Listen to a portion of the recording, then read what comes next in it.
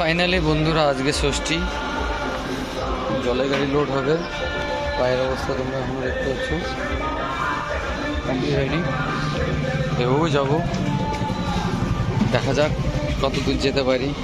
এই দিয়ে জল দিতে হবে, কিছু করার নাই। এমন একটা ডিউটি আর এমন একটা কাজ করছি, মানে মানুষকে বললে হয়তো ভাববে শালা পেটের দায়ে কি না কাজ করছে, কিন্তু কী করলো, মানে কাস্টমার বাধা তো দিতে হবে বন্ধু।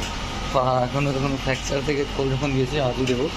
তো চলো, তো জল ধরো স্টক হচ্ছে এখান থেকে টোটোতে ধরো দেখো লোড করবো, টোটোতে লোড হবে তারপরে সেল হবে। তো চলো, ও তোমরা তো আমার সঙ্গে যাবাই, তো কাজও করবো, তোমাদেরকে দেখাবো।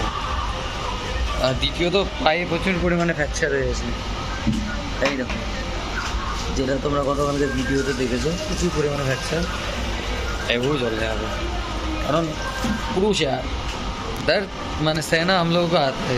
পুরুষ জাতি মানে এমনই একটা জাতি, প্রশংসা না করে পারা যায় না। মানে প্রত্যেকটা পুরুষ, প্রত্যেকটা, শুধু আমি বলে না, প্রত্যেকটা পুরুষই দায়িত্ববানই হয়।